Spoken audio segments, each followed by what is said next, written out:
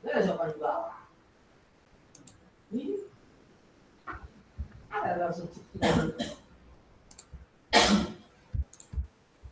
kalau dikirim orang itu dibaca minimal.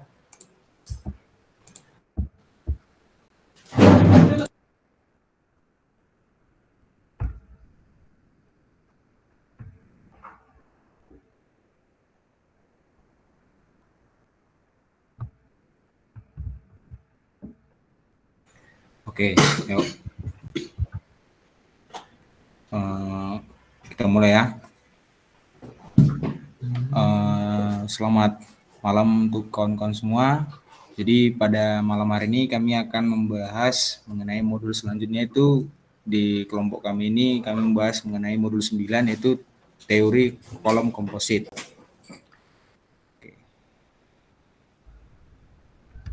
Mengenai konsep kolom komposit ini, secara umum kolom komposit yang paling sering ditemui adalah profil baja pipa. Sering ditemui adalah profil baja pipa diisi dengan beton dan profil baja dilapisi beton. Dan untuk bentuknya itu ada di dua gambar bawah, itu profil pipa dan profil baja dilapisi beton.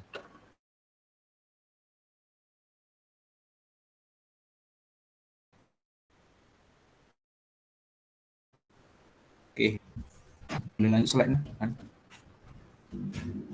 Oke, selanjutnya di sini kita akan membahas mengenai keuntungan dan kerugian kolom komposit. Beberapa keuntungan menggunakan kolom komposit, yang pertama itu memikul beban yang relatif besar dibandingkan dengan kolom non komposit, baik kolom baja atau kolom beton. Yang kedua, untuk kekuatan rencana yang sama dapat menggunakan profil baja yang lebih kecil. Yang ketiga, meningkatkan kekuatan lateral struktur. Dan yang keempat, khusus untuk profil baja, dilapis beton memberikan perlindungan terhadap kebakaran, korosi, dan beban impact dari tabrakan mobil pada struktur parkir. Kemudian selanjutnya, beberapa kekurangan menggunakan kolom komposit. Pertama, kekuatan penuh tahap baik terhadap beban aksial maupun baja non komposit di awal, lalu komposit setelah beton mengeras. Yang kedua, ikatan antara beton dan profil baja masih belum dipahami sepenuhnya. Oleh karenanya, formula pendekatan atau empiris digunakan untuk menghitung kekuatan kolom komposit. Yang ketiga, persoalan rangkap atau creep dan shortening beton bisa jadi masalah pada bangunan yang mengkombinasikan struktur beton dan struktur komposit.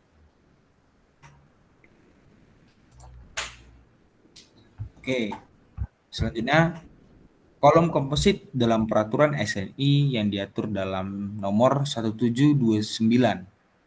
Di sini menjelaskan mengenai kriteria untuk kolom komposit bagi komponen struktur tekan.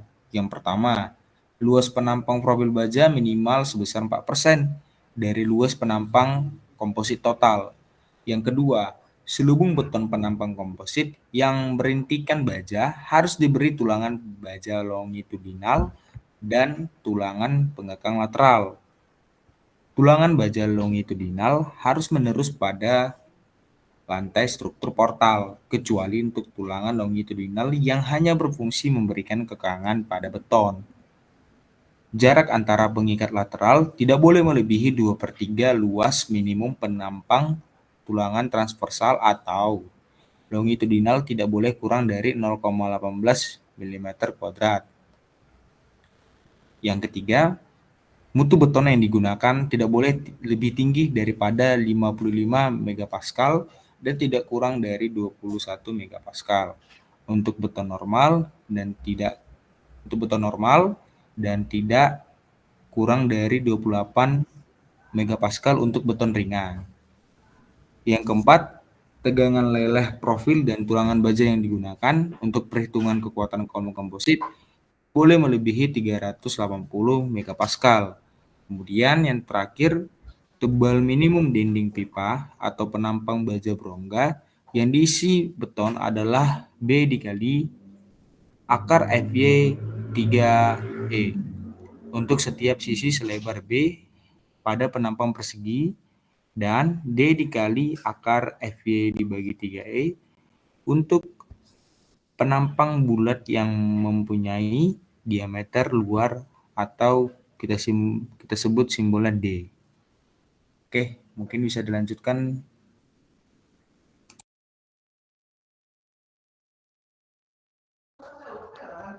Selanjutnya ada kuat tekan rencana pada batang tekan. Kuat tekan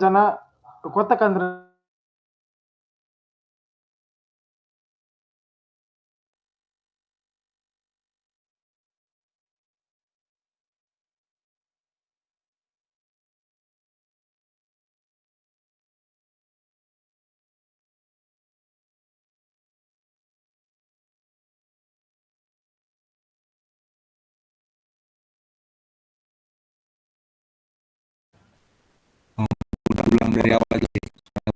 Bisa disinyalir. apakah sudah dengar teman-teman sekalian? Ayo. Oke. Selanjutnya itu ada kuat tekan rencana pada batang tekan. Kuat tekan rencana pada sebuah batang tekan itu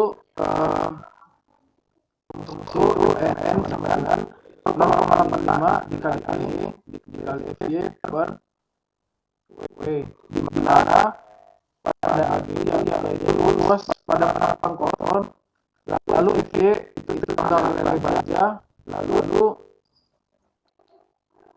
pada W itu sama dengan lambda C, di mana pada kolom pendek lambda C itu tidak boleh, harus lebih kecil sama dengan 0,25. Kolom menengah itu 0,25, lambda C harus lebih kecil dari 0,25 dan tidak boleh besar dari 1,2. Lalu ada kolom panjang. Kolom panjang di mana lambda C harus lebih besar sama dengan 1,2. Lalu di sini terdapat berbagai rumus, yaitu untuk mencari RM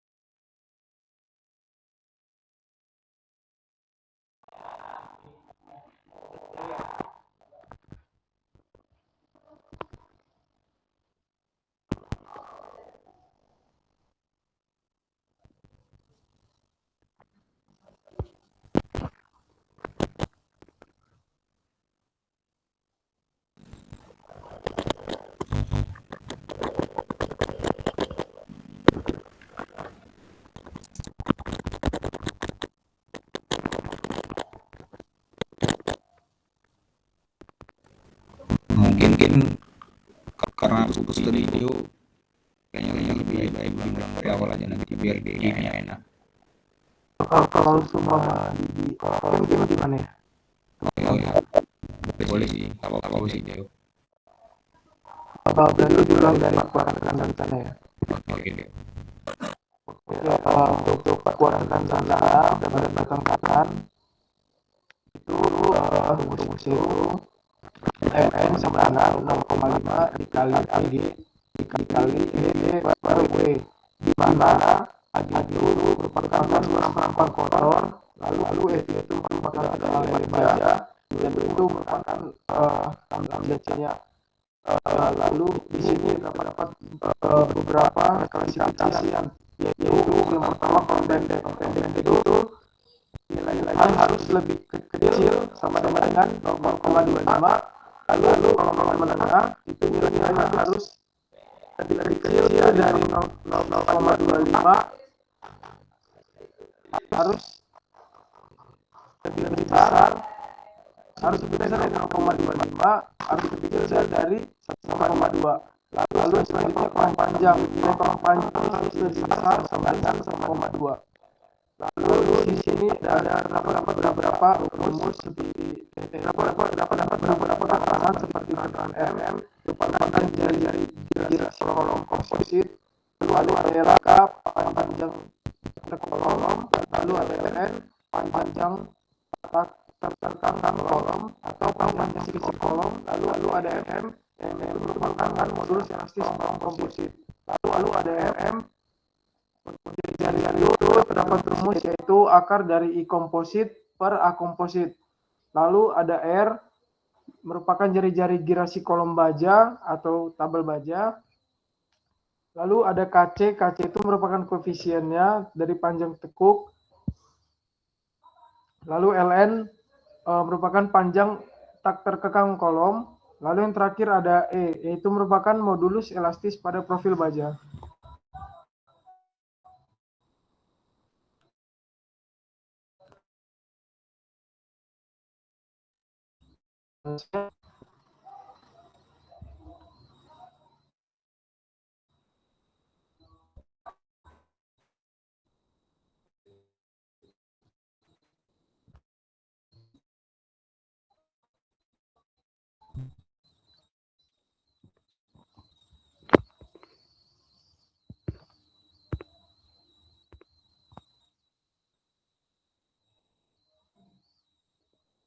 Selanjutnya itu yaitu properties penampang komposit.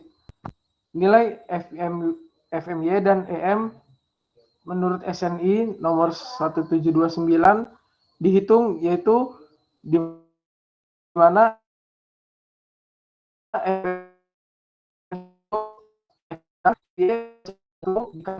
kali AR per AS ditambah C2 dikali F aksel dikali AC per AS.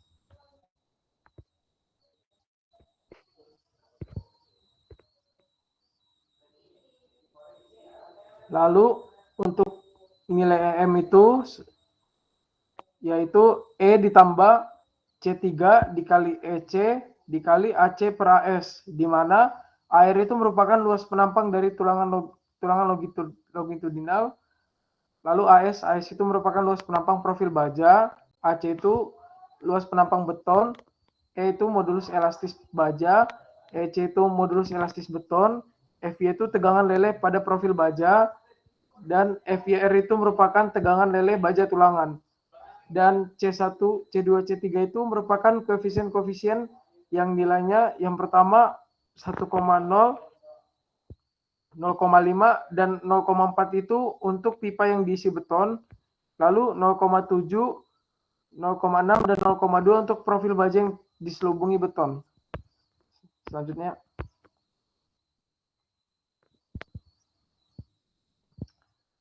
Berikut merupakan contoh soal, yaitu sebuah kolom terbuat dari baja UEF 300.300.10.15 dan kemudian dilapisi beton bertulang sehingga membentuk kolom komposit berukuran 500 mm dikali 500 mm seperti terlihat pada gambar, di mana tulangan utama beton menggunakan 4 buah diameter 32 mm di sudut-sudutnya dan sengkang diameter 10 mm pada tiap jarak 300 mm. Baja tulangan terbuat dari baja tulangan BJTS 280 MPa dan baja profil dari baja BJ37. Ujung-ujung dari perletakan tersebut diasumsikan sendiri. Selanjutnya akan dibacakan oleh teman yang lain. Untuk pembahasannya yang dibacakan oleh saya, yang pertama, langkah pertama itu pengecekan berdasarkan syarat-syarat SNI 1729. Yang pertama, luasan total harus lebih besar sama dengan 4% luasan kotor total, sehingga didapatkan luasan kotor dari besi UEF 300 yaitu 119,80 cm persegi, AG totalnya itu 2.500 cm persegi. Maka AS luasan total UEF dibagi dengan A gross totalnya itu 4,79%, di mana hasil ini memenuhi dari persyaratan yang ada di SNI. Kemudian yang kedua, jarak sengkang untuk syaratnya 2/3 kali D dari si kolom, yaitu 500 mili, didapatkan 333 mili. Sehingga dari persamaan dan persyaratan sudah memenuhi dari SNI 1729, yaitu 300 mili. Sehingga AV lebih besar sama dengan 0,018 mm persegi per milimeter, sama dengan 1/4 dikali Pi dikali D2, sehingga didapatkan AV-nya sama dengan 78,5 mm persegi. Di mana 78,5 mm persegi dibagi dengan persyaratan 300 mili, didapatkan hasilnya 0,262 mm persegi per mili. Di mana untuk mutu beton yaitu diketahui yaitu berada 25 MPa dan berada di antara 21 MPa dan 55 MPa, dan persyaratan untuk FY steel dan FY rebar-nya juga sudah memenuhi. Sehingga lambda C sama dengan 1/Pi dikali dengan 5000 mili dibagi dengan 150 mili dikali dengan akar 590,62 MPa dibagi dengan 293,380 MPa, didapatkan hasil lambda C-nya itu sebesar 0,476, di mana 0,476 ini dikategorikan dalam kolom menengah. Sehingga theta NN dengan rumus 0,85 dikali dengan A steel dikali dengan FMY dibagi dengan omega, didapatkan hasil theta NN-nya sama dengan 5.369.986 Newton, di mana disederhanakan menjadi 5.369,986 kilonewton. Kemudian langkah kedua, menghitung FMY, di mana rumusnya FY ditambah C1 dikali dengan FYR ditambah dengan C2 dikali dengan F aksen C. Untuk rumus EM yaitu ES ditambah dengan C3 dikali dengan EC, di mana diketahui sebelumnya FY sama dengan 240 MPa, FYR-nya sama dengan 280 MPa, dan FC prime-nya sama dengan 25 MPa. Berdasarkan persamaan dan hasil lambda C karena kolom menengah dipakai C1-nya 0,7, C2-nya 0,6, dan C3-nya 0,2. Sehingga didapatkan nilai AR-nya yaitu 4 dikali dengan 32 mili, 4 dikali dengan jumlah tulangan longitudinal dengan diameter 32, didapatkan luasan rebar atau luasan tulangan longitudinalnya 3.215,36 mm persegi, dan luasan AC atau A konkretnya yaitu 238.020 mm persegi, dan luasan profil bajanya tadi sudah dihitung yaitu 11.980 mm persegi, di mana didapatkan modulus elastisitas dari baja itu sendiri 200 MPa, kemudian modulus elastisitas beton yaitu 4.700 dikali dengan FC prime, yaitu FC prime-nya tadi 25 MPa, didapatkan modulus elastisitas betonnya 23.500 MPa. Maka FMY dapat dihitung dengan rumus FMY sama dengan FY ditambah C1 dikali FYR dikali AR per AS ditambah C2 dikali FC prime dikali AC per AS, di mana didapatkan FMY-nya sebesar 590,626 MPa. Kemudian modulus elastisitas kolom kompositnya didapatkan 293.380 MPa, dan juga radius atau jari-jari girasi dari kolom kompositnya didapatkan sebesar 150 mili, di mana hasil tersebut lebih besar dari RY baja yang sebelumnya telah kita hitung itu 75,1 mili. Setelah menghitung RMY, EM, dan RM sudah diperoleh, sehingga kita bisa menghitung kuat tekan rencananya, di mana theta NN sama dengan 0,85 dikali AS dikali FMY dibagi omega. Sebelumnya telah kita hitung untuk lambda C-nya itu 0,476, sehingga didapatkan lagi untuk hasilnya itu dengan langkah kedua sama dengan hasilnya sama dengan langkah pertama, yaitu theta NN sama dengan 5.369,986 kilonewton.